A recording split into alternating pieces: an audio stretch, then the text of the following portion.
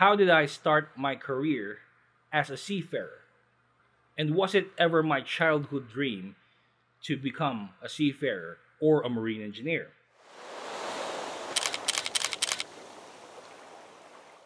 Hello, everyone, and welcome to my first ever podcast. I know last episode I said that I'm going to make another channel for this, and it's supposed to be in Tagalog.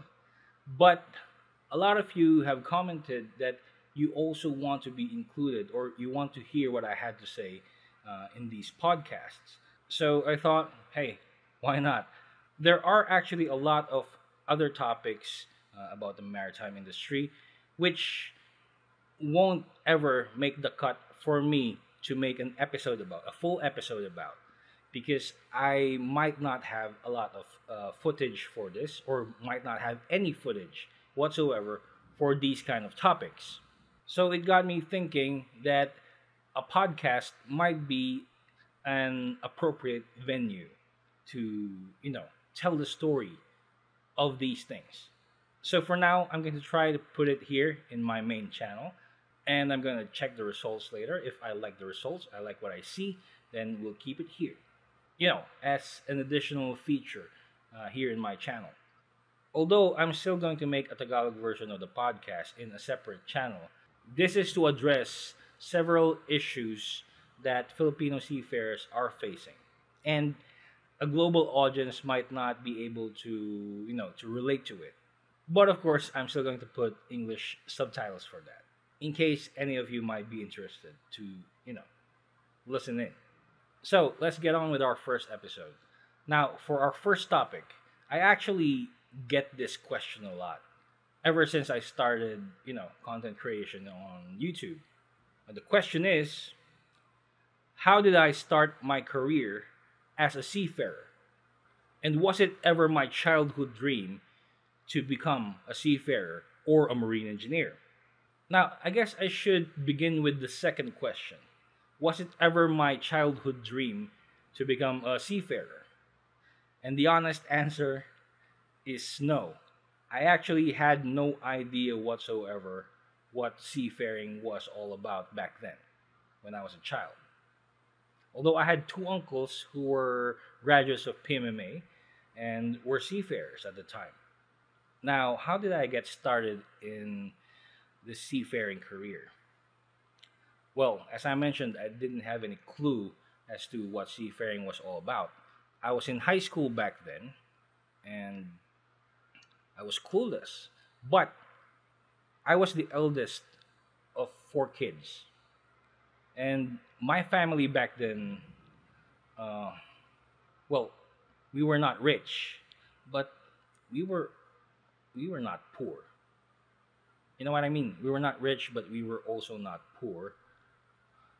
I guess you could say that my family back then belonged to the lower middle class. We weren't really very well off back then. So I was also worrying about where I would go to college because I was fourth year high school, as I mentioned, and still didn't know which course I would pick. But I do know that my parents were having difficulty in, financial difficulties. And as the eldest, I felt that it was my obligation to help in easing their burdens. I had two sisters and one youngest brother, and they were all in school. Now, I wasn't a top student back in high school. I preferred doing hobbies back then than, focusing on studies. But my grades were mostly, average.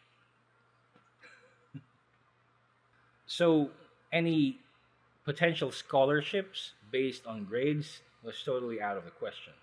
But I did know that whatever course I chose in college should land me a guaranteed, stable, or high enough paying job immediately upon graduation.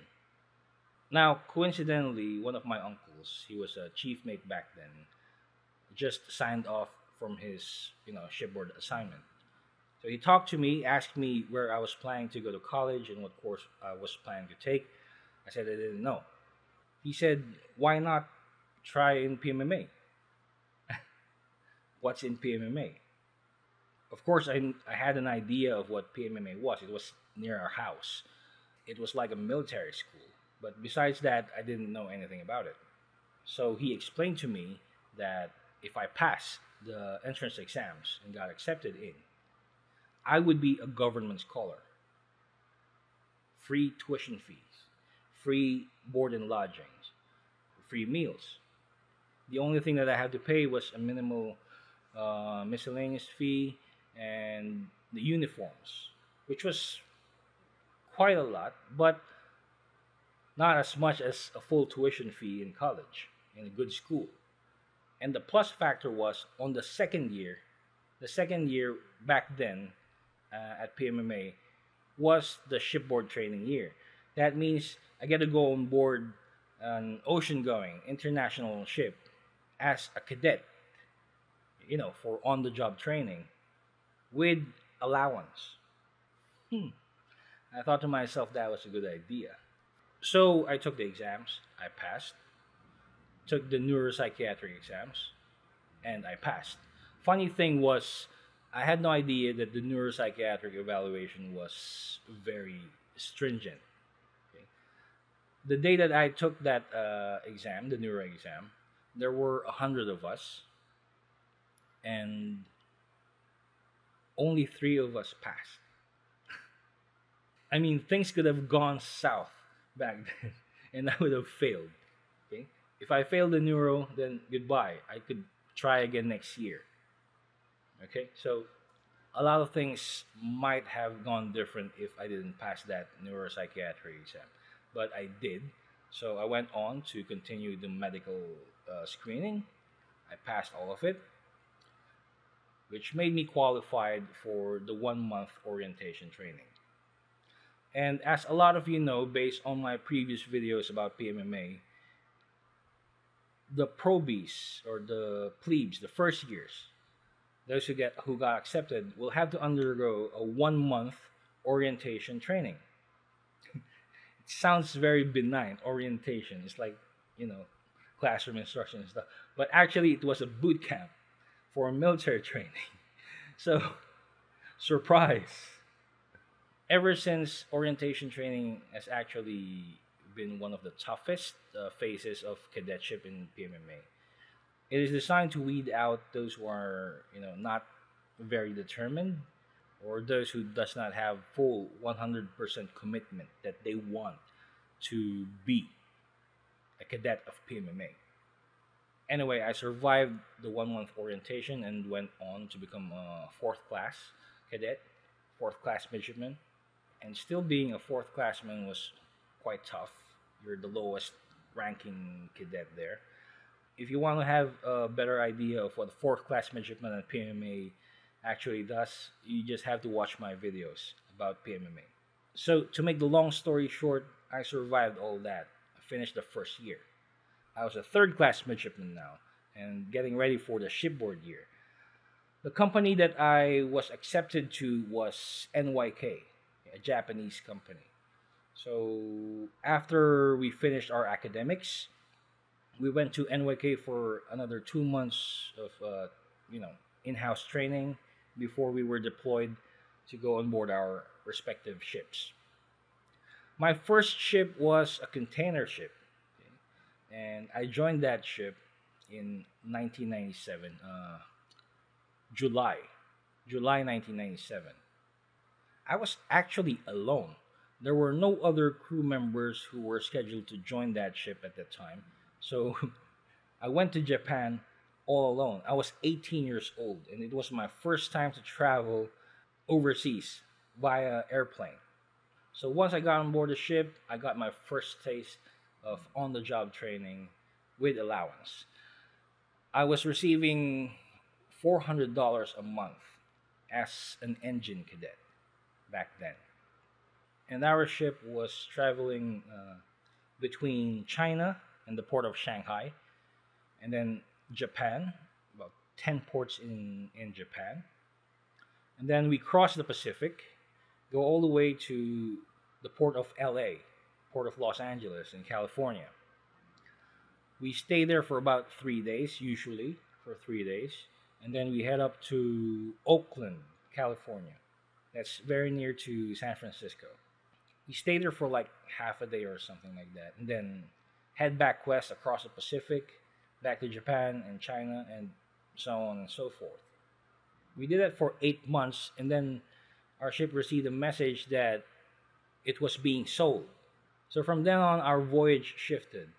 After the port of Shanghai, we were then headed to Europe. So the ports that we went through were Hong Kong, Singapore, Jebel Ali in the UAE. Then we crossed the Suez Canal all the way to Rotterdam. After that, we went to Hamburg and then Southampton in the UK.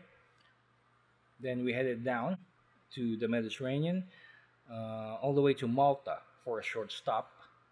Then we crossed the Suez Canal again, went back to Jebel Ali, and then Singapore, and then Hong Kong. That's where all of us, disembarked because the ship was sold there. So the new crew from a different company came aboard. We did our turnovers. After that, we went home. On my first contract, I spent a total of 10 months and 13 days on board. After that, I went back to school to PMMA to finish my studies as third year and fourth year, second class and first class cadet. So basically, that's how I started my career. That's why I was always saying that I always considered the start of my seafaring career was the day I entered PMMA. So, do you want to hear the rest of the story? Well, you just have to wait for the next episodes to come. As I said, this is a pilot testing of my podcast, and I hope you enjoyed it, even though I was just telling you a story about my life's experiences. So, by the way, if you have some questions that you want answered, I think this is the best venue. A podcast would be the best venue to answer those questions, as some of them might not be enough to, you know, become a full blown documentary or vlog episode as I usually do in this channel. But it might be best addressed in a podcast. So, once again, thank you for watching and stay tuned for the next one.